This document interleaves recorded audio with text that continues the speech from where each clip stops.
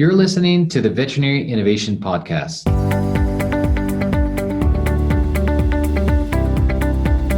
You're listening to the Veterinary Innovation Podcast. My name is Shawn Wilkie, and along with my awesome co-host, we interview the innovators in this space every week. I'm really excited about this week's episode. Ivan, why don't you go ahead and introduce today's guest? Hi, I'm Ivan Zach, and I'm happy to introduce Lior Kuyer, and we're going to talk about improving radiology. I met Lior at the Orlando Vet Conference at VMX this year, where I was introduced to his new project, which is SignalPet. Lior is the co-founder and the CEO of SignalPet, and he also was a co-founder and the CEO of CodeScan, a code analysis platform. He also was a co-founder of TV Page, which is the video marketing software for e-commerce. He holds a degree of Master of Science in Artificial Intelligence from University of Amsterdam. On the personal side of things, Lior has served in Israel Defense Forces. He co-authored an influential paper in 2008 about applying artificial intelligence to urban traffic control. He's a husband and a father of Daniel, 3-year-old, and Leah, 2 months old. Lior, welcome. Thank you for dedicating the time. I'm super excited. We talked about artificial intelligence here several times. We talked about people that apply artificial intelligence and those people that actually know about it. Judging by your degree and the track record on startups, obviously you know it from within. So what is SignalPet? So before I answer that, guys, just thank you very much for inviting me to this podcast. Wanted to thank you guys for what you're doing. It really, I wasn't aware of this podcast, and it really helped me to learn more about innovation in the industry. So really thank you for that. Thank you. Yeah, great to have you here. Thanks. So let's get into it. What are you doing? Tell us about SignalPet. So yes, it's us. We have an amazing team over here, and it's been quite a journey. At SignalPet, and we kicked it off about a couple of years ago, and I joined Dr. Neil Shaw, who was the founder of Blue Pearl, and then the chief medical officer for Mars, and I met him here in San Diego, and he was talking about applying AI to radiology in the veterinary space, and beyond that, he was talking about a vision of providing quality care at low cost and enabling veterinarians in the world. And it took about 5 minutes, and I was very much inspired by Neil and joined it. And so since then, we've come a really long way. And today we operate in hundreds of hospitals already in the United States, and also starting to be active in Europe. And our technology is now helping veterinarians in hospitals, in general practices and emergency hospitals, helping them utilize their machines much better. And that's basically it. So when you're saying artificial intelligence in radiology, is this assisting to interpret the images? Is it helping the radiologists, or is it helping the clinicians at the vet hospital level? Is it at the level of the specialty, or is it actual veterinarians that can interpret the radiographs better? So actually all of the above. We call SignalPet your second set of eyes. And we're working both with general practice, we're working with emergencies, but we're also working with radiology groups. And the reason being is that it's been proven already, established that a second set of eyes improves performance, improves quality and accuracy significantly. Numbers are improving for radiologists from 84% to 95% accuracy in their work. And so a second set of eyes is essential to improve accuracy. If you can do that efficiently, then technology can be utilized not only at the GP level, but also at the specialty and by radiologists. Our primary focus, with that said, is really to enable veterinarians, enable general practitioners. They are the ones that are at a large quantity in front of an audience, in front of the patients, and most of the patients And they're the ones that actually are in the most need for better tooling in the very, very dynamic environment they operate in. And so that is we're mostly focusing on general practices because we understand and see that is where we are most needed at the moment, but not exclusively so. That makes a ton of sense. So it was almost a year ago to the day that me and Ivan were in San Francisco at the Google Next conference. And one of the most interesting panels that we attended during that conference was on teleradiology and using AI as a tool for diagnosis and speed of second opinions in human medical. In the radiology world of human medical. And it was so incredible, this session. There was experts from Italy, the US, Brazil, and I think Japan. And this panel was literally blowing my mind. You know, it was demonstrating how the use of AI has already started to penetrate human medicine in terms of radiology and all of these other countries besides the US and Canada, and how far it has already come. I think particularly what interested me, Lior, was in Japan, they use it really as the first layer of diagnostic. And then instead of having all of these radiographs read by the radiologists, the AI reads the base layer, diagnoses to a certain level, and then says, we think this is this, sends it off for approval. And then when they get to a more complex case, the technology actually sends it to 4 or 5 radiologists to get multiple opinions and really speed up the diagnostic path for these radiographs that their AI is reading. I'd like to get a little bit more into the detail and exactly understand what SignalPet does now that I have that kind of understanding. And I'm sure all of the veterinarians that are listening to this podcast would like to know a little bit more detail. So let's dive deeper if you don't mind. Sure. So SignalPet, my background is, as you said, is very much in AI, and I know what you need to even get started.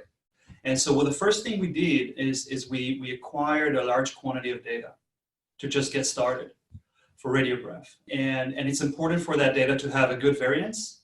So we had to acquire data from multiple sources. We acquired data from GPs, emergency, specialty, different qualities, from really poor quality to excellent. And so poor quality can be a bad quality of an image, can be rotation in the image, can be all kinds of things that cause this image to have bad quality. But really important, the point being is that you have variance in your data. If you have data from one hospital, that's not going to suffice. So with that data, we acquired professional annotated radiology reports. And what the idea was that we would use the reports to train our machine learning. That was what we thought we would do. And for a while, we weren't making any progress. So initially, we thought, surely it's a technical issue. Surely it's us, the engineers, who are having some issue in either a bug, or maybe we're having a wrong optimization function. Surely it's a technical issue. The last place we thought to look was the actual radiology reports. And so as part of our elimination process as engineers, we finally looked at the reports, and then what we did is we had multiple specialists analyze the same sample of studies. And the conclusion was that there's absolutely no agreement between them. And this is the reason, this was the root cause we couldn't teach the AI, because of the inconsistency of the reports. So there was no agreement there. So what happened then is we had no choice, and we had to come up with a solution to address that. And so together with a very strong medical team and a very strong technology team, together we developed an entire system of how data should be annotated. We built out a process that will ensure the consistency and objectivity of the annotation with multiple layers of control. And so the result was a system that is capable to analyze now over 50 different conditions, will be up to about 70 in the near future. And so that entire process and system have already been patented by SignalPet, and they apply both for veterinary medicine and the human healthcare. So it's a very unique system in the way we approach the problem. And so what we can do today is essentially compare it on a very 30,000 foot view, really compare it to a blood panel. When you take a blood panel, you basically get a number of reads and whether they're normal or abnormal. We can do that with very, very high accuracy today. And so, yes, it doesn't cover everything that you would need or see, but the concept is sort of like the Pareto principle. Our approach is, let's try and cover the 80%, past the 80% of what you'll ever see at your hospital in North America or Europe for that. And this has been our approach, and it's been working quite well. Does that make sense? Yeah, no, it totally helps. And it's really interesting. I mean, my follow-on question before Ivan cuts me off here, because I know he wants to ask you a question bad, is how long before SignalPet replaces veterinary radiologists? I don't look at it that way. I don't know if it will ever will, and I honestly don't think so. And why that is because if you think about it, and that applies not only to the radiologist. When you make a decision as a professional, you want to make an informed decision. To make an informed decision, you take all the inputs available to you to make that call, to make that decision. And don't forget that we actually look at an image. So what SignalPet does is signals, and therefore this name SignalPet, because it signals that the condition is there on that image. It doesn't, however, take into account all the other inputs that you may have as a radiologist or as a practitioner at your disposal. It doesn't take that into account at all. And so I don't see it replacing a radiologist. I see it as a tool. I look at it as assistive technology that enhances, that makes us do a better job. Yeah, it's really, really interesting. And have you read The Singularity? We talked about it on one other episode. Okay, now I need to take one book out of my list at the end of the session. Yeah. Yeah. So funny. It's already been recommended. Yeah, and it's just funny because, I feel like we're at the bottom of the hockey stick. So I'm going to let Ivan jump in. So, I mean, this is fascinating. And the one thing that keeps popping in my head, and maybe that, I don't know what that is, but just dreaming of what's possible with what you just described. If you were taking multiple sort of factors that are noticed by the system on the image, putting them together as you referred to looking at blood work, isn't this just a matter of addition of data with the blood work to the image to produce even a better understanding of the condition if you add blood work to the image? Is that just crazy idea, or is that the future? Absolutely not. And that is absolutely the future. Wow. So technically you could combine that data with the image, and that produces even more signal towards one or another condition, where the final stamp by the doctor would be really the diagnosis, but you can more and more guide them towards that decision.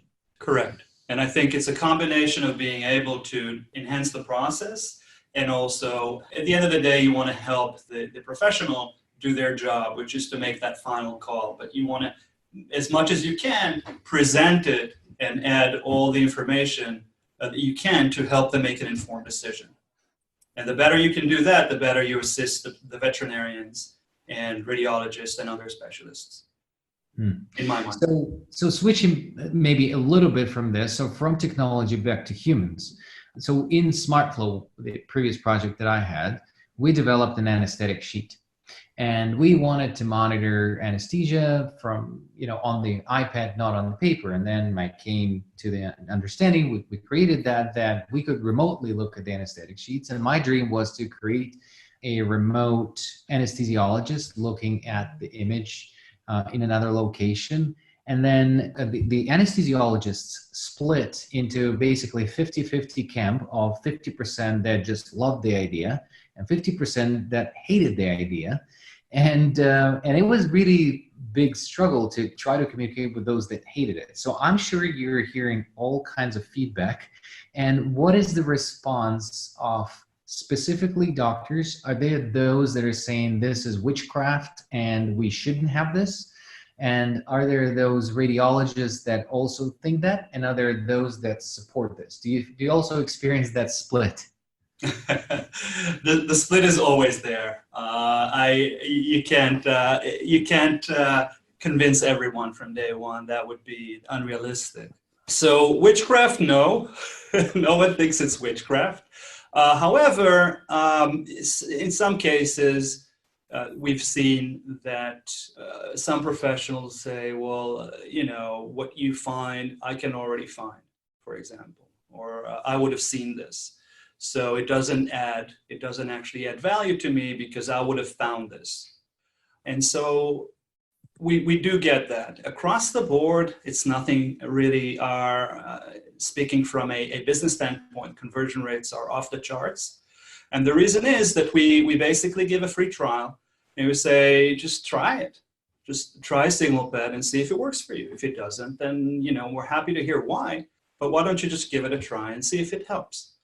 And the conversion rates indicate it does. It does help. And why? Because one, yes, you would have found this, but this is a confirmation. This is a second set of eyes to confirm what you already know. Second, it will also find sometimes some conditions that you would have missed. And that's only logical. You won't see it all. If there's something that deep learning is really good at, it's pattern recognition. And so it's really, really good at finding those, even in low quality images, rotated images, we are finding those conditions, whereas human eye may have missed it. And so it will find things that you would have not. And the third is the cost. What you're getting for $10 for a read, and second, you're getting it in real time. It's within 10 minutes. And so you have a second set of eyes at a low cost, at a high quality within, say, real time. And so that's the value. And of course, some folks will still think that it's that it's not useful and they can't utilize it.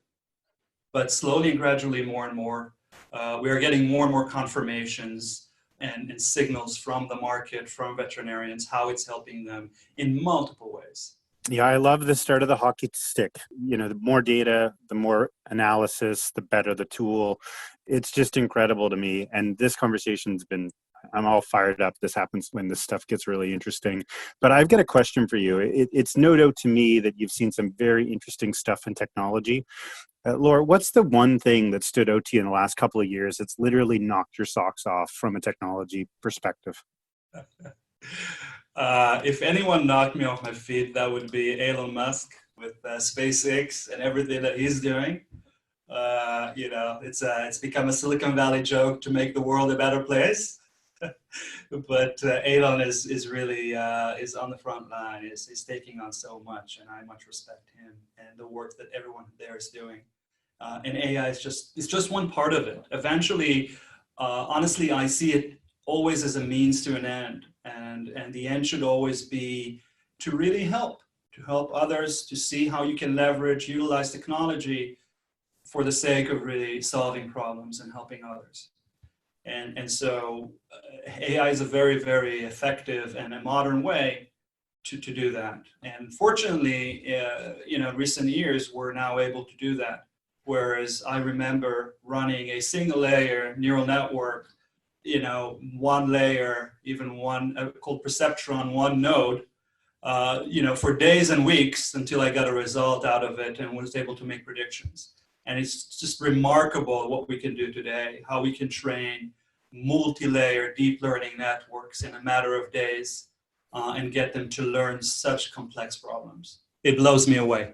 Well, Lior, everything that you're saying is so fascinating, and I just keep circling back into the project that we were doing with SmartFlow. And I remember this argument with one of the anesthesiologists, and they said, well, we don't like that your tool calculates the doses of medications based on the weight of the patient, which is really how the dose is calculated. So I started probing the questions, and it was interesting that I said, well, how do you think that the student or the anesthesiologist should calculate the dose? And they said, well, they should do it manually. And I said, well, how can you walk me through the process? You have the weight, you have the dose, and then how do you get the final, well, dosage, and how do you get the dose? And they said, well, they use the calculator. So the concept of using calculator as another computer didn't really bother that person, but they referred to it as a manual process. So I think it's the evolution of what's going on, and AI is really driving it in all areas of our life. And I think that the radiology is one of these more complex image recognition things that is truly fascinating what you do. So thank you for doing that. We've been at it, I think, for about the time we usually go. So I want to ask our two usual questions. I think that we already poked at one of the books that you like.